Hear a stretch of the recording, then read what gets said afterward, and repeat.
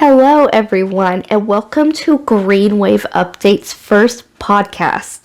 I will be your host, Georgia Tipton, and we are a channel you can come to help you stay current with updates in green energy, green homes and buildings, and electric transportation, but don't have the time for those daily news feeds that we know can become overwhelming.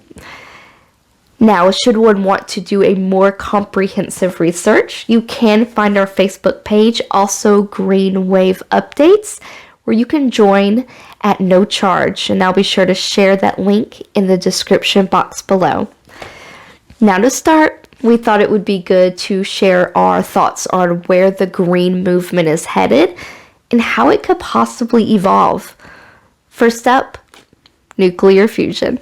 Nuclear fusion could be operational in the next 10 years to 110 years, but it will become the power source of the foreseeable future, possibly even for thousands of years or more, due to it having an unlimited fuel source, seawater.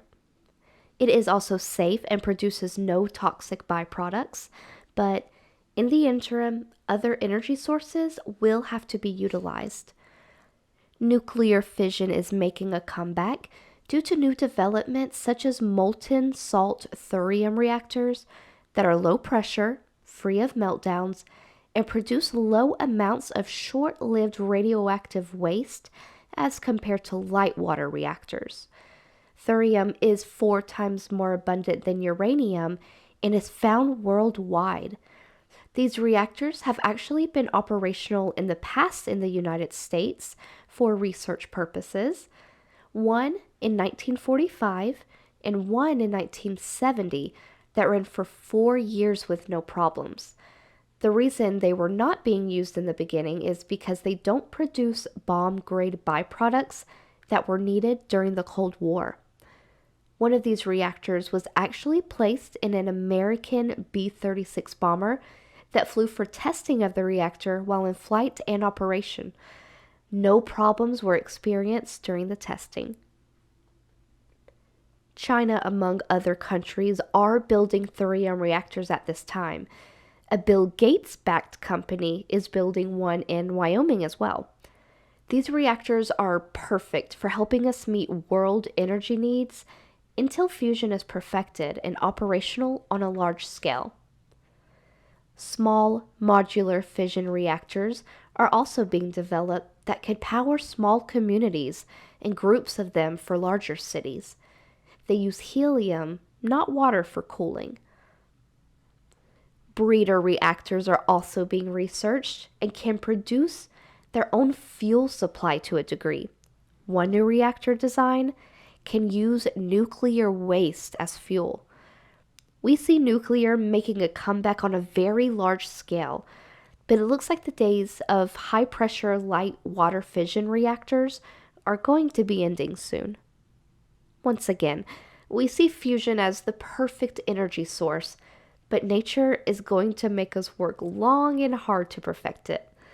But we feel in time there could be found a more simple, elegant way of harnessing this safe, unlimited energy source, and it will totally change the energy landscape forever. Now, solar energy. The price of solar panels continue to drop, and their efficiency is improving on a regular basis. The biggest problem with solar panels is not the panels, but the power companies in many states wanting to charge a tax or a fee for using those solar panels. This is simply a way of keeping people from cutting into their profits. Only time will tell how this works out, and we'll keep you posted. Wind and wave energy are going to be a big part of the green energy movement for the duration, and we don't see them fading away at any time in the foreseeable future. Solar, wind, and wave energy, they're not constant in their power output, but when operating, most often produce excess energy that needs to be stored for periods when they're not producing power. This energy storage area is the most active and innovative of the green energy movement. There seems to be a new way of storing energy popping up weekly. People are being very creative in this area, and that is well received because for solar, wind, wave, and any other intermittent energy sources to be accepted, practical, cost-effective energy storage is a must. As with all areas in the green energy movement, we'll keep you posted on developments. Now, for the most important aspect of the green energy movement as we see it, passive homes and buildings and passive solar homes and buildings. A passive home or building is built using state-of-the-art materials and design that reduce the cooling and heating requirements for that structure. For instance, a video on the web showing a 3,500 square foot home being heated with a 1,600 watt hairdryer on a 32 degree Fahrenheit night. It kept the home at 70 degrees Fahrenheit throughout the night. I will be sharing that link in the description box below.